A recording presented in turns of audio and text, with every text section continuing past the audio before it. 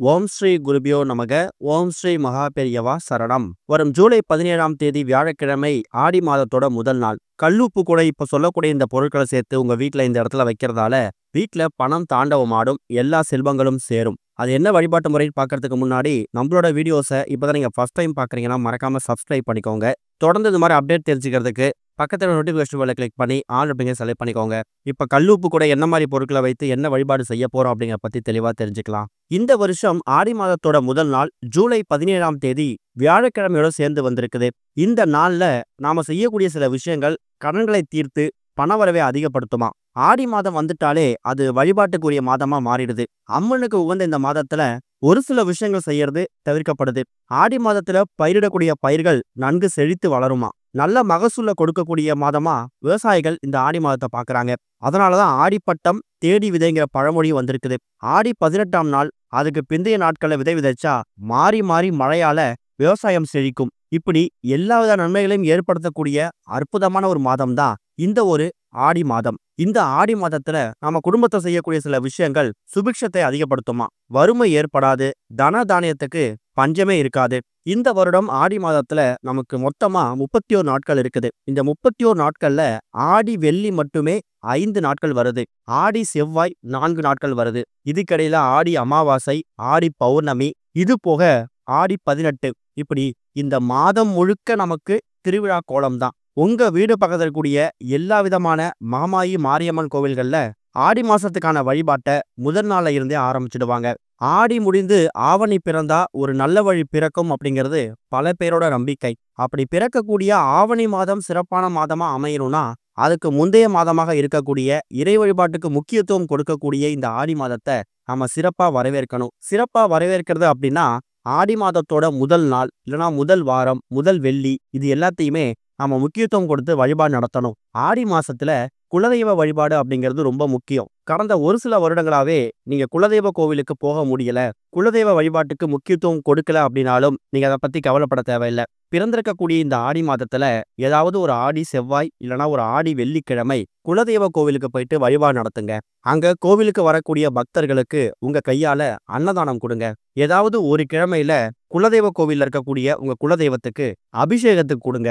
இந்த மாதிரி சின்ன சின்ன விஷயங்கள் பண்றதால குடும்பத்துல சுபிக்ஷம் அதிகமாகும். இதுவரை குடும்பத்தில் இருக்கக்கூடிய எல்லா விதமான சுப காரிய தடைகளும் நீங்கி வீட்டுல சுப நிகழ்ச்சிகள் அதிகமா நடக்கும். குலதெய்வத்தோட மனசு எந்த அளவுக்கு சந்தோஷமா குளிர்ச்சியா இருக்குதோ அதை விட 10 மடங்கு உங்க குடும்பம் சந்தோஷமா இருக்கும். அதனாலதான் ஆடி மாசத்துல குலதெய்வ வழிபாட்டுக்கு முக்கியத்துவம் கொடுக்கணும். இது போக உங்க வீடு பக்கத்தில் கூடிய எல்லா விதமான கோவில்கள்லையும் தினமும் நடக்கக்கூடிய இல்ல ஆடி செவ்வாய் ஆடி வெள்ளி நடக்கக்கூடிய அந்த திருவிழாக்கள்ல போய் கலந்துக்கோங்க.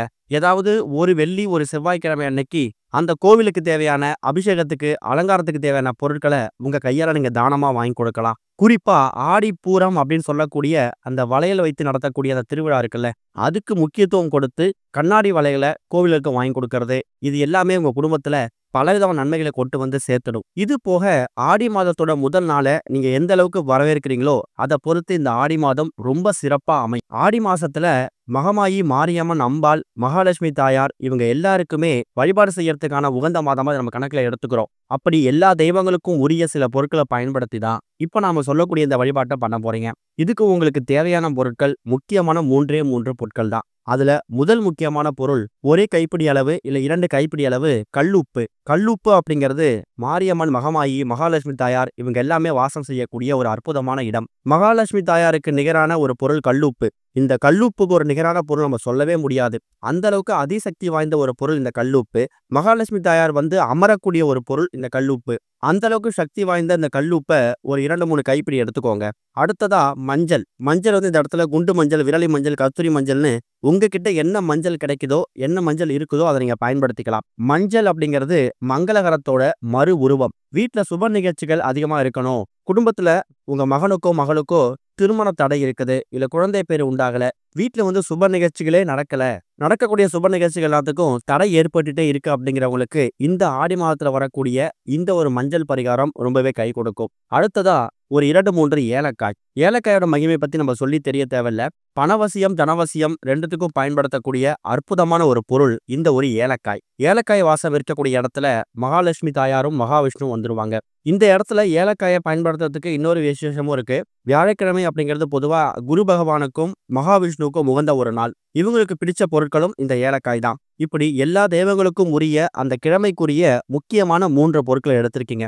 மாலை ஒரு 6, 7 மணிக்கு மேல வீட்டோட பூஜை அறைய விளக்கேத்தி வச்சுட்டு சின்னதா ஒரே ஒரு கண்ணாடி பவுல் எடுத்துக்கோங்க. கண்ணாடி பவுல் இல்லனா வேற ஏதாவது பூஜைக்கு பயன்படுத்தக்கூடிய பவுல் எடுத்துக்கலாம். எக்காரணத்தை கொண்டும் பிளாஸ்டிக் மட்டும் பயன்படுத்தாதீங்க. நீங்க தயார் செய்து வைத்திருக்கக்கூடிய அந்த பவுல்ல கிண்ணத்துல நீங்க எடுத்து வச்சிருக்கக்கூடிய அந்த கல்லுப்பை நிரப்பிட்டு, இப்ப நீங்க வீடியோல பாக்குற மாதிரி அந்த கல்லுப்புக்கு மேல ஒரே ஒரு துண்டு மஞ்சள், குண்டு மஞ்சள், விரலி மஞ்சள், கஸ்தூரி மஞ்சள் என்ன இருக்குதோ ஒரு மஞ்சள், குண்டு மஞ்சள் வச்சிருங்க. அதுக்கு பக்கத்துல 2, 3 எண்ணிக்கையில ஏலக்காயை வச்சிடுங்க. விளக்கெல்லாம் ஏத்தி வச்சுட்டு மனசார முதல்ல உங்களோட குலதெய்வத்தையும் இஷ்ட தெய்வத்தையும் வேண்டிக்கோங்க. அதுக்கப்புறம் மாரியம்மன், மகமாயி, அம்பாள், மகாலட்சுமி தாயார்னு என்னென்ன ஸ்வரூபங்கள்ல பெண் தெய்வங்களை வழிபட முடியுமோ எல்லாரையும் வழிபட்டுட்டு அந்த கல்லுப்பு, மஞ்சள், அப்புறம் ஏலக்காய் இந்த 3 பொருட்களையும் பார்த்து எங்க குடும்பத்துல இருக்கக்கூடிய பொருளாதார சிக்கல், பண சிக்கல் இது எல்லாத்துக்கும் ஒரு முற்றுப்புள்ளி கிடைக்கணும். இது வரைக்கும் எங்க வாழ்க்கையில இருந்துட்டு இருந்த எல்லா விதமான கடன் பிரச்சனைக்கும் ஒரு தீர்வு கிடைக்கணும். ஏழ்மையாக இருக்கக்கூடிய எங்க வாழ்க்கை ஒரு ஏற்றத்தை சந்திக்கணும்னு என்னென்ன கோரிக்கையை வைக்க முடியுமோ அது எல்லா கோரிக்கையும் ஒரு 5 நிமிஷம் மனசார பிரார்த்தனை பண்ணிக்கோங்க. முழு பக்தியோட பண்ணுங்க. கொஞ்சம் கூட நம்பிக்கை இல்லாம இந்த பரிகாரத்தை செய்ய வேணாம். அதுக்கப்புறம் ஒரு அரை மணி நேரத்தாவது 1 மணி நேரம் இந்த ஒட்டுமொத்த அமைப்பு உங்க வீட்டோட பூஜை அறையில இருக்கலாம். நீங்க உங்க அன்றாட வேலை பார்த்துட்டு தூங்க போறதுக்கு முன்னாடி அதாவது ஒரு 1 மணி நேரம் பூஜை அறையில விளக்கெல்லாம் எரியக்கூடிய நேரத்துல வச்சுட்டு அதுக்கப்புறம் விளக்கெல்லாம் குளிர வச்சுடுங்க.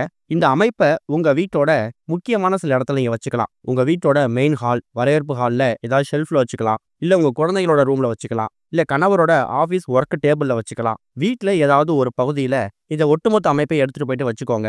இப்படி வைக்கிறதால இந்த கல்லுப்பு, மஞ்சள், ஏலக்காய் இது எல்லாமே ஒன்றாக சேர்ந்து ஒரு தாந்திரிக பொருளா மாறிடும். அது மூலயமா இதுவரை இருந்துட்டு இருந்த அந்த பண கஷ்டம், பொருளாதார கஷ்டம் இது எல்லாத்துக்கும் ஒரு நல்ல தீர்வு கிடைக்கும். நீங்க நினைக்கக்கூடிய வாழ்க்கை கூடிய சீக்கிரம் உங்களை வந்து சேரும். ஆடி மாதத்தோட முதல் நாள் இதை தயார் செய்து வைக்கிறீங்கன்னா சரியா 1 மாதம் கழித்து அந்த கல்லுப்பு, மஞ்சள், அப்புறம் அதுல வைத்திருக்கக்கூடிய ஏலக்காய் இந்த பொருட்களை அப்படியே தண்ணியில விட்டுட்டு மறுபடியும் புதுசா இதே மாதிரி தயார் செய்து அந்த பொருளை எங்க எடுத்தீங்களோ அதே இடத்துல வச்சிடுங்க.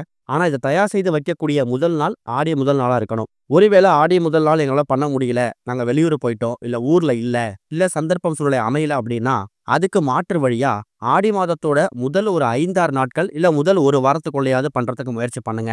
இந்த ஒரு பரிகாரத்தை ஆண்கள், பெண்கள், குழந்தைகள்னு சொல்லி யார் வேணாலும் பண்ணலாம். எந்த விதமான கட்டுப்பாடுகளும் கிடையாது. பார்க்கறதுக்கு ரொம்ப எளிமையான விஷயம் மாதிரி தெரியும். இது மூலயமா கிடைக்கக்கூடிய பலன்கள் ரொம்ப பெருசு. இது மூலயமா ஒரு 10 ரூபாய் லாபம் கிடைத்தாலும் அது உங்களை மட்டும்தான் சேரும் அப்படி நம்பிக்கையோட செய்யுங்க. கண்டிப்பா நல்லது நடக்கும். இந்த ஆடி மாதத்துல இருக்கக்கூடிய 31 நாட்கள்ல ஏதாவது 3 நாட்கள் தான தர்மங்கள் செய்யறது ரொம்ப முக்கியம். இந்த தானம் அந்த தானம் அப்படிலாம் கிடையாது. வெள்ளிக்கிழமை பண்றீங்களா, வெள்ளிக்கிழமைக்கு உகந்த தானியம் வெள்ளை மொச்சை. அந்த வெள்ளை மொச்சையை கஷ்டப்படக்கூடிய ஏழை எளிய மக்களுக்கு தானமா கொடுக்கலாம். இல்ல புதன்கிழமையில பண்றீங்களா, பச்சை பயிறு. திங்கட்கிழமையில பண்றீங்களா, பச்சரிசியை தானமா கொடுக்கலாம். அது உங்க விருப்பம் தான். ஆனா என்றைக்காவது ஒரு நாள் ஏதாவது ஒரு தானம். ஓம் ஸ்ரீ குருபியோ நமக. ஓம் ஸ்ரீ மகா பெரியவா சரணம்.